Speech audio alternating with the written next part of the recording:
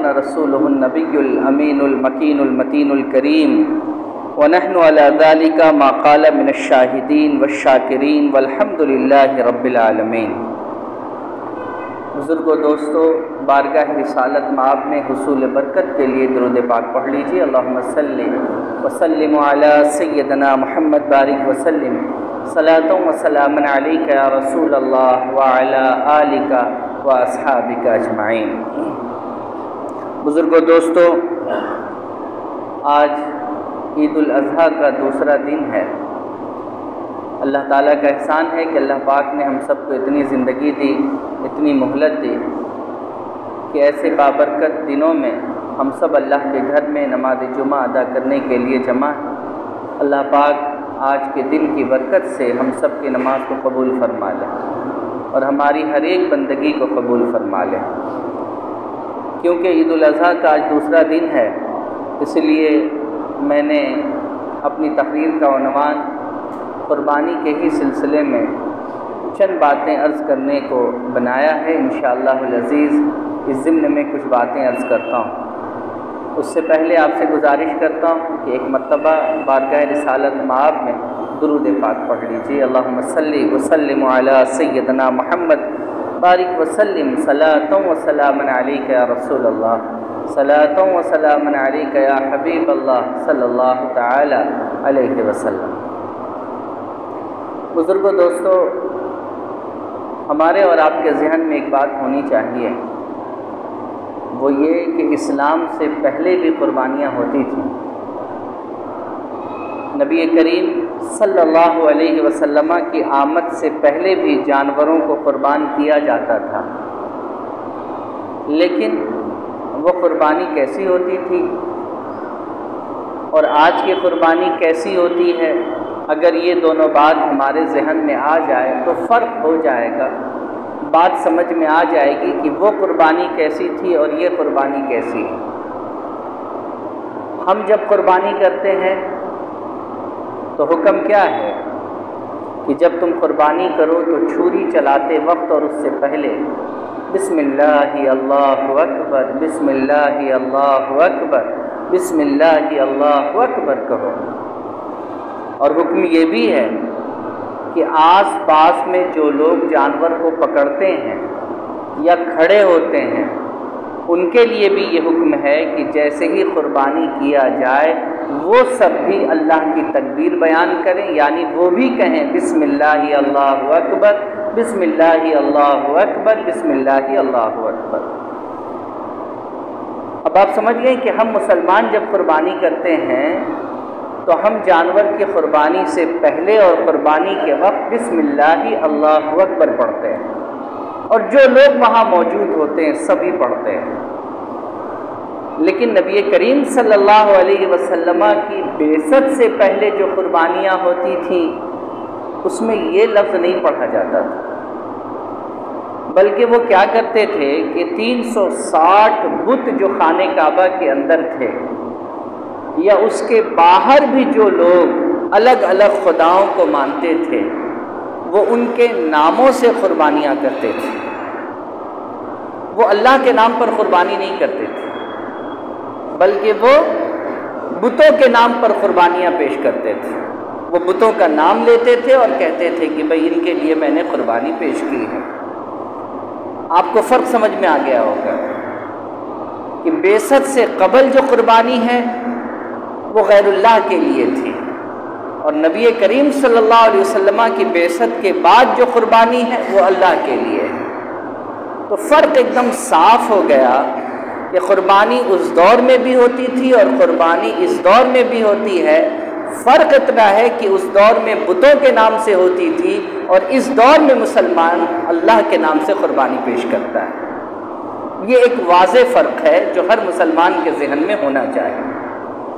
یہ آج کل جو اتنا ہلہ ہنگامہ ہوتا ہے کہ بھئی جیو ہتیا ہے جیو ہتیا ہے جیو ہتیا ہے، تو یہ جو جیو ہتیا کا نعرہ لگانے والے لوگ ہیں ان کے باپ دادا نے بھی اپنے باپ دادا کے نام پر بہت ساری قربانیاں کر لی ہیں۔ میں یہ بات اس لیے کہہ رہا ہوں کہ یہ کوئی نئی چیز نہیں ہے، مسلمان کوئی نیا کام نہیں کر رہا ہے کہ جیو ہتیا کا نعرہ لگا کر اور طرح طرح کے دنگے اور فساد پھیلانے کا جو کام کیا جا رہا ہے، یہ جو اپنے آپ کو سمجھتے ہیں کہ بھئی ہم ہی سب سے زیادہ سپر ہو چکے ہیں، ایسے لوگوں کے ذہن میں یہ بات ہونی چاہیے کہ ان کے باپ دادا نے بھی جیو ہتیا کی ہے، اور وہ بھی گوشت کھاتے تھے اور آج بھی کھاتے ہیں۔ یہ نعرے صرف اور صرف ایک کمیونٹی کو بدنام کرنے کے لیے، وگرنہ ہر کمیونٹی نے یہ کام کیا ہے، یاد رکھ لیجئے۔ یہ آپ کا جواب وہ ہے جو ہر مسلمان کو معلوم ہونا چاہیے کہ جیو ہتیا کا جو نعرہ ہے یہ 1450 سال پہلے شروع نہیں ہوا ہے، یہ قربانی کا معاملہ، بلکہ جو تم کہتے ہو نا کہ بھئی فلانے بھگوان، فلانے خدا، فلانا فلانا، بھئی ان کے نام سے بھی تو جانوروں کا چڑھاوا چڑھتا ہے آج بھی ہندوستان میں اور ہندوستان کے باہر۔ تو یہ کوئی نئی رسم نہیں ہے، یہ کوئی نئی چیز نہیں ہے، بلکہ یہ قدیمی چیز ہے جو چلتی چلی آ رہی ہے۔ مسلمانوں نے صرف اس میں تھوڑا سا فرق کیا، اور وہ فرق بھی اللہ نے سکھایا کہ دیکھو جانوروں کی قربانی کی جاتی ہے۔ اے محمد صلی اللہ علیہ وسلم، سورہ انعام آیت نمبر 162 اور 163 پڑھیے۔ نبی علیہ الصلوۃ والتسلیم نے بھی قربانی کی، تو کفار مکہ نے کہا کہ ہم بھی یہ کام کر رہے ہیں، آپ بھی یہ کام کر رہے ہیں، فرق کیا ہے؟ ہم بھی یہ کام کرتے تھے اور کر رہے ہیں، اور آپ نے بھی یہی کام کیا، تو آپ نے اپنے اللہ کے لیے کون سا الگ کام کیا؟ جواب سنیے، اللہ نے کیا جواب حضور کو بتایا۔ قل، آپ کہیے، انا صلاتی و نسکی و محیایا و مماتی للہ رب العالمین۔ میری اور تمہاری قربانی میں فرق یہ ہے کہ میری نماز، میری قربانی، میرا جینا، میرا مرنا سب اللہ کے لیے ہے جو تمام عالمین کا پالنہار ہے۔ اور تمہاری قربانی کس کے لیے؟ لات، عزا، منات، فلانا فلانا فلانا فلانا بتوں کے نام سے ہے، لیکن میری قربانی اس اللہ کے نام سے ہے جو تمام عالمین کا پالنہار ہے، جن کو تم خدا مانتے ہو اس کو بھی بنانے والا میرا اللہ ہے۔ میری قربانی اس اللہ کے لیے ہے۔ آپ بات سمجھے یا نہیں سمجھے؟ کیا خوبصورت جواب کفار مکہ کو اللہ رب العزت نے سرکار دو عالم صلی اللہ علیہ وسلم کی زبان سے دلوایا کہ آپ کہیے کہ میری نماز، میری قربانی، میرا جینا، میرا مرنا سب اللہ کے لیے۔ کون اللہ؟ جو تمام عالمین کا پالنہار ہے۔ جس لات اور عزا کو تم پوجتے ہو، جسے تم مانتے ہو، اس کو بھی کس نے بنایا؟ ذرا غور کرو تو پتہ چلے گا کہ اللہ نے بنایا۔ میں تو اسی اللہ کے نام پر قربانی پیش کرتا ہوں۔ یہ ایک بہت بڑا فرق ہے ہماری اور ان کی قربانی کے درمیان، اور یہ بات میں اس لیے عرض کر رہا ہوں کہ آج کل بکرے کی قربانی پر بھی روک ہے، بڑے کی قربانی پر بھی تو معاملہ چل ہی رہا ہے، لیکن بکرے پر بھی اب مسئلہ اٹھنے لگ گیا ہے۔ اور حد تو یہ ہے کہ دلی کے علاقے میں یہ عید الاضحیٰ کے موقع پر مرغا بھی آپ ذبح نہیں کریں گے، کچھ ایسے علاقے ہیں۔ اب آپ سمجھ لیجئے، ایسی شدت پسندی ہندوستان کے کچھ لوگوں کے اندر آ گئی ہے۔ اچھا کہ حقیقت یہ ہے کہ جو لوگ قربانی بند کرنے کا نعرہ لگاتے ہیں وہ بھی دوسرے دن صبح میں مرغا کی دکان پر کھڑے ہو کر لائن میں مرغا لینے کے لیے تیار رہتے ہیں۔ تو یہ سب در حقیقت کیا ہے؟ نحوست پھیلانا اور اس ملک کے امن و سکون کو برباد کرنا ان کا اصل مقصد ہے۔ وگرنہ آپ سمجھیے کہ ان کے باپ دادا بھی قربانیاں دیتے تھے، ان کے باپ دادا نے بھی قربانی کی ہے، یہ ہمارے رسول کی کوئی نئی لائی ہوئی چیز نہیں ہے۔ ہمارے رسول صلی اللہ علیہ وسلم نے کیا کیا؟ تم بھی قربانی کرتے ہو، ہم بھی قربانی کر رہے ہیں، فرق اتنا ہے کہ تم اپنے مرے ہوئے باپ دادا کے نام سے کرو اور میں تو اللہ کے نام سے کروں گا، میں تو اللہ کے نام سے کروں گا۔ میرا مالک وہ ہے، میرا پاک پروردگار وہ ہے، میرا پالنہار وہ ہے، میرا بنانے والا وہ ہے، میری زندگی اور موت کا حقیقی مالک اللہ ہے، میں اسی کے نام سے قربانی کروں گا۔ لا شریک لہ وبذالک امرت وانا اول المسلمین۔ اب دوسری آیت سنیے، اپنے رسول کی زبان سے اللہ نے جو دوسری بات کہلوائی وہ کیا؟ لا شریک لہ، یعنی وہ اللہ جو تمام عالمین کا پالنہار ہے، اس کا کوئی شریک نہیں ہے۔ یہ لات، منات، عزا، یہ فلانا بھگوان، یہ فلانا بھگوان، یہ فلانا بھگوان، کوئی اس کا شریک نہیں ہے۔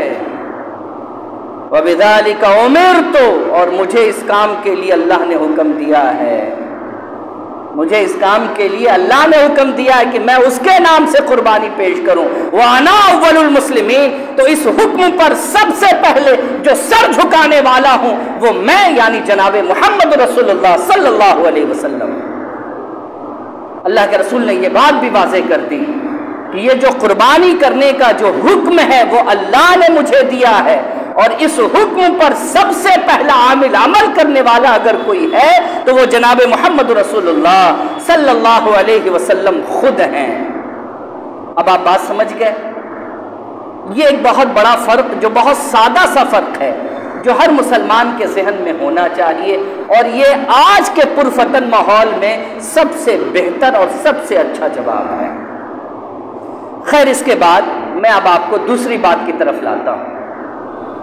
دوسری بات یہ ہے کہ نبی کریم علیہ الصلاۃ والتسلیم قربانی کو پسند فرماتے تھے، حضور قربانی کو پسند فرماتے تھے، اور پسند فرمانے کی وجہ ہے، اچھا کدو ایک سبزی ہے، کدو جس کو ہم لوگ بولتے ہیں، یہ جو کدو ہے اس کے علاوہ آپ نے کبھی کوئی اور ایسی روایت سنی ہے جس میں آیا ہو کہ اللہ کے رسول نے روٹی اور بیگن کی سبزی کھائی، روٹی اور بھنڈی کی سبزی اللہ کے رسول نے کھائی، روٹی اور نینوا کی سبزی اللہ کے رسول نے کھائی؟ یہ کدو کی بھی جو روایت آتی ہے تو اس میں یہ آتا ہے کہ آپ صلی اللہ علیہ وسلم گوشت میں کدو ڈلوا کر کے کدو کو بڑا شوق سے کھاتے تھے، ہے نا؟ یہ روایت موجود ہے۔ اب یہ ایسا کیوں ہے، کس لیے ہے؟ اس پر بڑے بڑے حکماء نے لکھا، بڑے بڑے طبیبوں نے، ڈاکٹروں نے جب ریسرچ کیا اور لکھا تو نتیجہ نکالا کہ گوشت کے اندر دو پہلو پایا جاتا ہے۔ آپ دیکھیے گا کہ جب انسان من مطابق نہیں بلکہ ضرورت کے مطابق گوشت کھاتا ہے تو اس کو پروٹین ملتا ہے، طاقت ملتی ہے اس کے ذریعے، اگر ضرورت کے مطابق کھائے۔ لیکن من مطابق اگر کھانا گوشت شروع کر دیتا ہے تو آدمی کا کولیسٹرول بڑھ رہا ہے، تو بی پی بڑھ رہا ہے نا؟ ضرورت کے مطابق میں جسموں میں توانائی مل رہی ہے، اور من کے مطابق میں بیماری چلی آ رہی ہے۔ اللہ کے رسول علیہ السلام گوشت کے اندر کدو اس لیے ڈلواتے تھے کہ جو گوشت کو بیمار کرنے کی طاقت اللہ نے دی ہے، کدو کے ذریعے وہ بیماری کی طاقت گوشت کی کم پڑ جاتی ہے۔ کدو کے ذریعے گوشت کو بیمار کرنے کی طاقت کیا ہو جاتی ہے؟ کم پڑ جاتی ہے۔ اور ہم ہندوستانیوں کا تو شیوا ہے کہ ہم تو بارات اور ولیمے میں بھی ہم جو ہے وہ کدو کے ساتھ، گوشت کے ساتھ کچھ رکھیں نہ رکھیں، آلو ضرور ملا دیتے ہیں، آلو ضرور ملا دیتے ہیں، حالانکہ اس سے کوئی ایفیکٹ نہیں ہوتا۔ کدو اگر ہو تو یہ ایفیکٹو چیز ہے، یہ تھوڑا سا اثر ڈالتی ہے اس چیز پر۔ تو آپ دیکھیے، میرے بتانے کا مقصد یہ ہے بزرگوں کہ عرب کا جو دور ہے حضرت محمد صلی اللہ علیہ وسلم کا، وہ جو دور ہے، اس دور پر اگر آپ غور کریں گے تو ہم جب حدیثوں کو پڑھتے ہیں تو ایک سبزی کو چھوڑ کر الا ماشاء اللہ اور سبزیوں کا نام ہمیں نہ سننے کو ملتا ہے نہ پڑھنے کو ملتا ہے، ٹھیک ہے؟ لیکن یہ ایک سبزی کا نام چلا آتا ہے کہ ہاں کدو ہے بھائی۔ اب آپ کو پتا ہونا چاہیے کہ بلوائی جو علاقہ ہے، ریگستان کا جو علاقہ ہے، وہاں کدو کی پیداوار ہوتی ہے، لیکن باقی سبزیوں کی پیداوار بڑی مشکل ہے۔ تو وہاں کے لوگ اپنا جیون کیسے گزارتے ہیں، اپنی زندگی کیسے گزارتے ہیں؟ تو گوشت پر ان کی زندگی گزرتی ہے۔ وہ جانوروں کو مار کر، جانوروں کو کاٹ کر، ان کا گوشت کھا کر اپنی زندگی کو گزارتے ہیں۔ تو نبی کریم علیہ الصلاۃ والتسلیم کو بھی گوشت پسند تھا، اور پسند کس لیے تھا؟ ضرورت تھی، کیونکہ سبزیوں کا زیادہ آپشن نہیں تھا ان کے پاس۔ سبزیوں کا زیادہ آپشن ان کے پاس نہیں تھا۔ اگر لوگ یہ کہتے ہیں کہ بھئی مسلمان سے پہلے ہم تھے، سب ہم ہی لوگ بدل کر مسلمان ہوئے تو واپس گھر لوٹتے ہیں، تو چلیے ہم وہیں پر آتے ہیں۔ اگر مسلمان سے پہلے آپ تھے اور سبزی وبزی کا آپشن جہاں نہیں تھا تو کیا تھا پھر آپشن؟ گوشت تھا۔ آپ نے جانوروں کو مارا ہے، آپ نے جانوروں کو کاٹا ہے اور آپ نے ان کے گوشت کو پکایا ہے، آپ نے ان کے گوشت کو بھونا ہے اور کھایا ہے۔ واہ صاحب، اس وقت وہ حلال تھا، آج تمہارے لیے حرام ہے، وہ کمال کی بات ہو گئی۔ یہ سب نقص بازی، یہ سب کمیاں فقط جہالت کی وجہ کر ہے اور کچھ بھی نہیں ہے۔ خیر، تو نبی کریم علیہ الصلاۃ والتسلیم کو گوشت کھانا پسند، اور نبی کریم صلی اللہ علیہ وسلم جب کبھی بھی گوشت کھانے کے لیے جانور کو ذبح کرتے تھے تو جانور کی گردن پر چھری چلانے سے پہلے حضرت صلی اللہ علیہ وسلم بسم اللہ اللہ اکبر کہا کرتے تھے، جس کے ذریعے وہ جانور حلال ہوا، اور پھر نبی کریم صلی اللہ علیہ وسلم نے خود اس کے گوشت کو کھایا، اور آپ صلی اللہ علیہ وسلم نے پھر اپنے گھر والوں کو یا مہمانوں کو یا اپنے ساتھیوں کو کھلایا۔ بزرگوں، دوستوں، میں ایک حدیث صحیحہ پڑھتا ہوں، ابن ماجہ کی حدیث ہے، حدیث نمبر 3122، حضرت عائشہ صدیقہ رضی اللہ تعالی عنہ اس حدیث کی راوی ہیں، اور حضرت ابو ہریرہ رضی اللہ تعالی عنہ نے بھی اس حدیث کو روایت کیا ہے کہ نبی کریم صلی اللہ علیہ وسلم جب قربانی کرنا چاہتے تھے تو دو بڑے بڑے موٹے تازے سینگوں والے چتکبرے خسی یا مینڈے حضور خریدتے تھے۔ ایک اپنی امت کی طرف سے حضور ذبح کرتے تھے۔ اب امت کون؟ اب حضور اس کو نبی کریم صلی اللہ علیہ وسلم نے خود اپنی زبان سے واضح فرمایا، جو حضرت عائشہ فرماتی ہیں، حضور ایک اپنی امت کی طرف سے ذبح کرتے تھے۔ امت بھی کون؟ جو اللہ کو ایک مانتی ہے اور جناب محمد رسول اللہ کو ان کا رسول مانتی ہے، یعنی اللہ کا رسول مانتی ہے۔ یعنی اب وہ لوگ چھٹ گئے جو اللہ کو نہیں مانتے یا جناب محمد رسول اللہ کو نہیں مانتے۔ اللہ کے رسول ان کے نام سے قربانی کرتے تھے، ان کی جانب سے قربانی کرتے تھے جو اللہ کو بھی مانتے تھے اور جناب محمد رسول اللہ صلی اللہ علیہ وسلم کو بھی مانتے تھے۔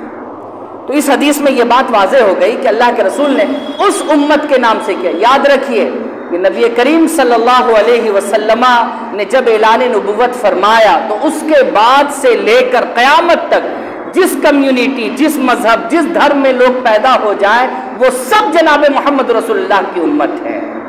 لیکن قربانی اللہ کے رسول نے فرمایا کہ قربانی ان کے طرف سے میں کرتا ہوں جنہوں نے اللہ کو بھی مانا ہے اور جنہوں نے مجھے اللہ کا رسول مانا ہے۔ تو اللہ کے رسول صلی اللہ علیہ وسلم دو موٹے تگڑے سینگوں والے چتکبرے کلر کے خسی یا مینڈے کو حضور پرچیز کرتے تھے، خریدتے تھے، اور ایک کو اللہ کے رسول اپنی امت کی طرف سے قربان کرتے تھے، اور امت بھی وہ جو اللہ اور جناب محمد رسول اللہ کو مانتی ہے۔ پھر دوسرا جو آپ صلی اللہ علیہ وسلم جانور قربان کرتے تھے وہ دوسرا جانور حضور نبی کریم صلی اللہ علیہ وسلم اپنی طرف سے اور اپنی آل کی طرف سے کرتے تھے، اپنی اولاد کی طرف سے کرتے تھے۔ اللہ اکبر کبیرہ۔ تو نبی کریم صلی اللہ علیہ وسلم کے اس عمل نے ہمیں اور آپ کو سکھایا اور بتایا کہ انسان اپنی طرف سے بھی قربانی کر سکتا ہے اور اپنے جانب سے دوسروں کے طرف سے بھی وہ قربانی کر سکتا ہے۔ یہ اللہ کے رسول علیہ الصلوۃ والتسلیم کے عمل سے ہم نے اور آپ نے سیکھا، اور یہ عمل آج رائج ہے، اور الحمدللہ ثم الحمدللہ یہ عمل جاری اور ساری ہے کہ ہم قربانیاں کرتے ہیں، اور اللہ رب العزت سے دعا بھی کرتے ہیں کہ اللہ تبارک و تعالی ہماری قربانی کو قبول فرما لے۔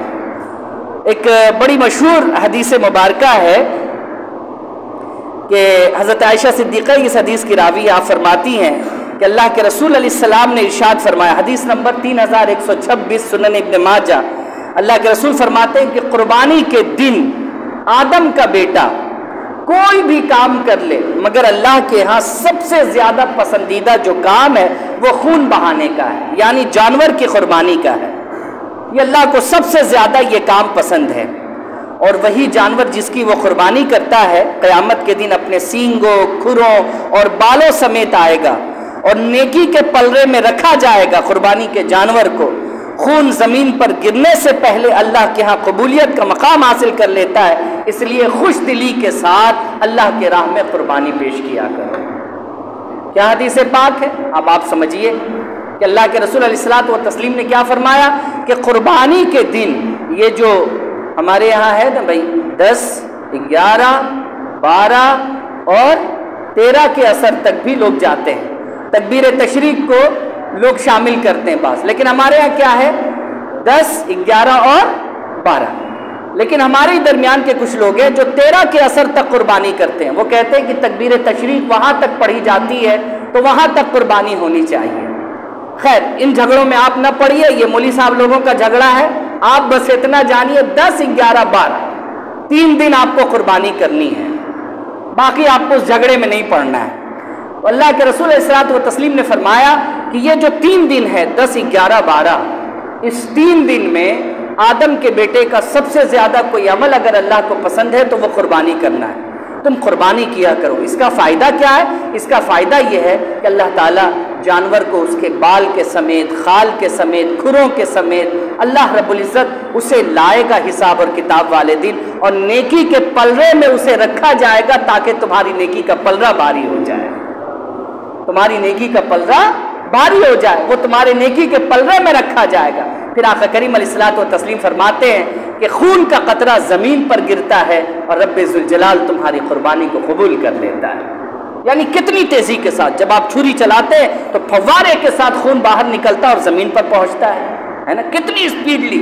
تو اللہ کے رسول نے مثال دی ہے کہ جس تیزی کے ساتھ خون گلے سے نکل کر شہ رگ سے کٹنے کے بعد جب خون نکلتا ہے تو جس تیزی کے ساتھ وہ زمین پر گرتا ہے اسی تیزی کے ساتھ اس سے بھی زیادہ تیز اللہ رب ذوالجلال کی بارگاہ میں تمہاری قربانی کو اللہ رب العزت قبول فرما لیتا ہے۔ اے لوگوں قربانی کیا کرو۔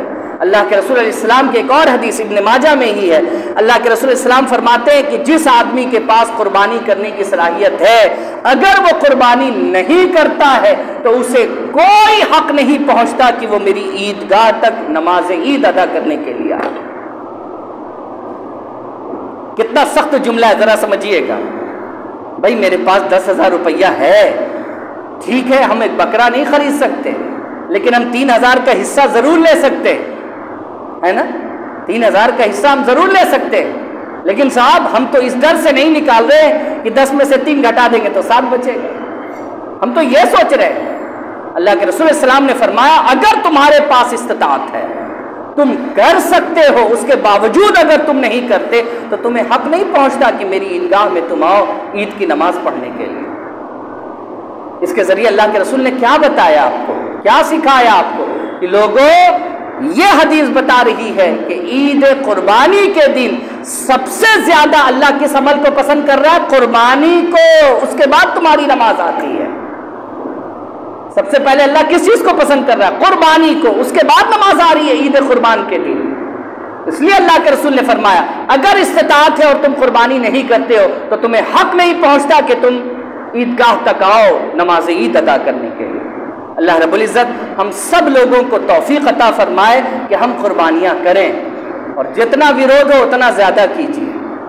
ہم تو اس معاملے میں بڑے یہ ہیں صاحب کہ ویرودھ ہو رہا یہ نہیں ہو وہ نہیں ہو، ہم تو وہی کرتے ہیں جس کا ویرودھ ہو رہا ہے، بات ختم ہو گئی۔ یہ بھی ایک عبادت ہے بھائی، جس چیز کو اللہ نے ہمارے لیے حلال قرار دیا ہے اگر ہمارے پاس سہولت ہے، آسانیاں ہے تو ہم کر رہے ہیں، کریں گے انشاءاللہ العزیز۔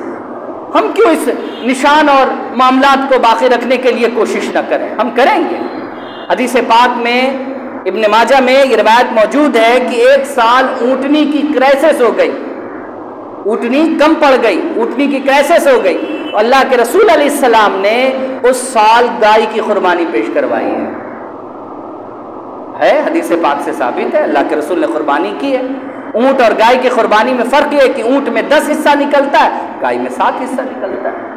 کرائسس کے بعد اللہ کے رسول نے اس کی بھی قربانی پیش کی ہے۔ اگر ہمارے پاس 15,000 کا بکرا خریدنے کی صلاحیت نہیں ہے تو ہم 3,000 والے میں تو شامل ہو ہی سکتے ہیں نا صاحب، کہ نہیں ہو سکتے؟ کیجئے اس کی قربانی، کیا مشکل ہے؟ اور کرنا ہے، اللہ کو یہ عمل پسند ہے۔ ارے دنیا کو پسند ہو نہ ہو، دنیا جائے جہنم میں، ہمیں اس سے کیا مطلب ہے؟